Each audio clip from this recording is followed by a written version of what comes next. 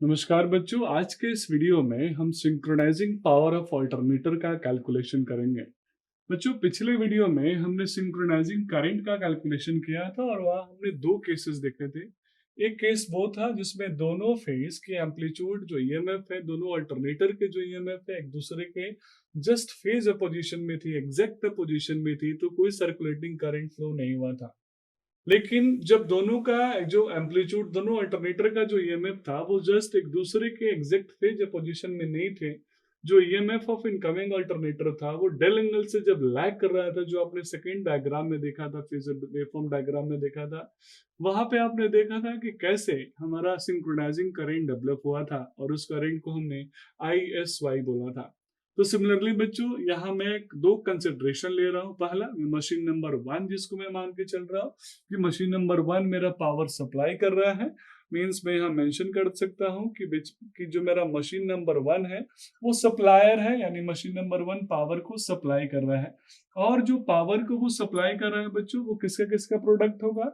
वो वोल्टेज और करंट का और उसके बीच में एंगुलर डिस्प्लेसमेंट का प्रोडक्ट होगा। तो मशीन नंबर 1 का जो सिंक्रोनाइजिंग पावर होगा, PSY होगा, वो प्रोडक्ट होगा E1 का, यानी उसके ये जो भी EMF होगी मशीन 1 की, उसके सिंक्रोनाइजिंग करंट यानी ISY को हमने सिंक्रोनाइजिंग करंट बोला। और इन दोनों के बीच में जो एंगुलर डिस्प्लेसमेंट था बच्चों, आपने देखा था वो एंगल था φ1, जो आपने पिछले वीडियो के फेजर डायग्राम में देखा था। बच्चों, जब हम मशीन 2 की बात कर रहे हैं तो मशीन 1 चूंकि सप्लाई कर रहा है तो मशीन नंबर 2 है वो रिसीव करेगा। तो यहाँ मैं मेंशन कर दे रहा हूँ कि मशीन नंबर 2 जिसको इनकमिंग अल्टरनेटर बोला, वो पावर को रिसीव कर रहा है, यानी वो रिसीव कर रहा है पावर को। और वो पावर को रिसीव करेगा तो उसकी अपनी एक ईएमएफ है, और वो ईएमएफ कितनी है बच्चों? E2। तो उस कंडीशन में जो इसका पावर होगा उसको मैंने बोला ईएमएफ E2, और उसका भी करंट है उसका, और उसके अंदर भी जो रिलेशन में डेवलप करूंगा सिंक्रोनाइजिंग करंट ISY। लेकिन उसका जो एंगल होगा बच्चों वो चेंज होगा, and that is equal to, अगर एग्जैक्ट होता तो 180 डिग्री, और नहीं तो 180 डिग्री माइनस का φ2। आप चाहे तो पिछले फेजर वीडियो के फेजर डायग्राम से इसको एनालाइज कर सकते हैं। तो अब यहाँ क्वेश्चन ये है कि क्या जो मशीन 1 पावर जनरेट कर रहा है, सप्लाई कर रहा है, क्या एग्जैक्टली मशीन 2 इस पूरे पावर को रिसीव कर ले रहा है? तो ऐसा तो आप भी जानते हैं नहीं होता है। इसीलिए एक रिलेशन यहाँ पे डेवलप होगा, पावर सप्लाइड बाय मशीन 1, यानी जो पावर सप्लाइड कर रहा है मशीन 1, उसकी जो वैल्यू होगी वो बराबर होगी। ध्यान दीजिएगा, मैंने मशीन को M/C लिखा है।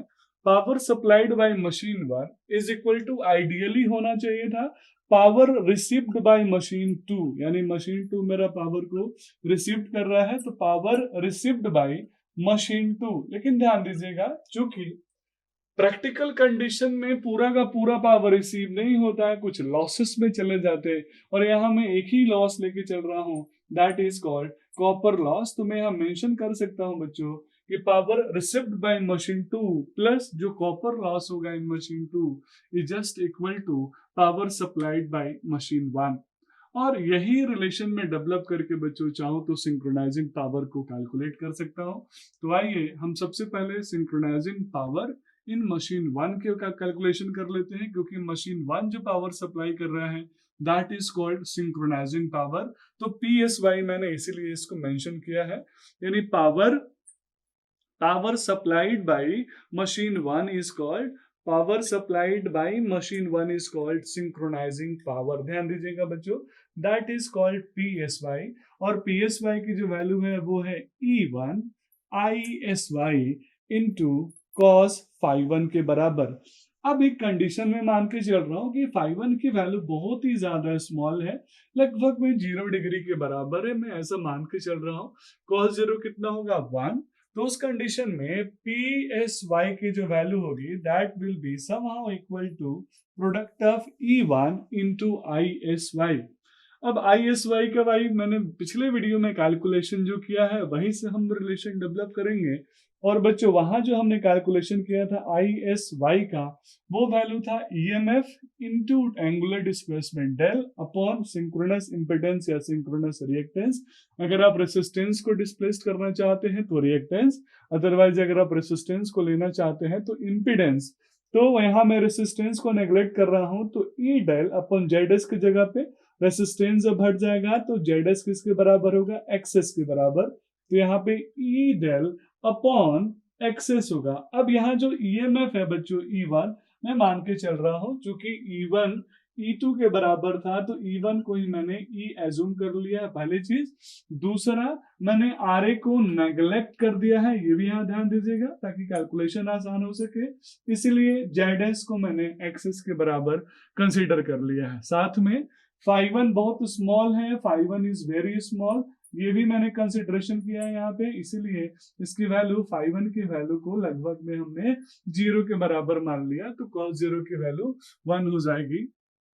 तो बच्चों सिंक्रोनाइजिंग पावर की वैल्यू इस तरीके से मैं यहाँ निकाल सकता हूँ, PSY फॉर सिंगल फेज यानी पर फेज, E इंटू ई हो जाएगा बच्चों। यहाँ मैं E1 को E मानूंगा तो E इंटू ई हो जाएगा E square into angular del, यानी डेल हमारा पावर एंगल है, डिवाइडेड बाई एक्सेस, और इसकी यूनिट हो जाएगी बच्चों वॉट। ध्यान दीजिएगा ये सिंक्रोनाइजिंग पावर था पर फेज के लिए।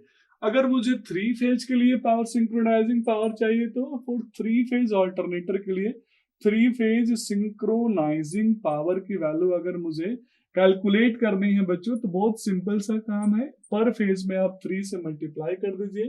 तो PSY किसके लिए बच्चों, 3 फेज के लिए, तो मैं 3 इंटू पर फेज पावर में मल्टीप्लाई कर दूंगा तो इक्वेशन हो जाएगा 3E square by del upon का एक्सेस।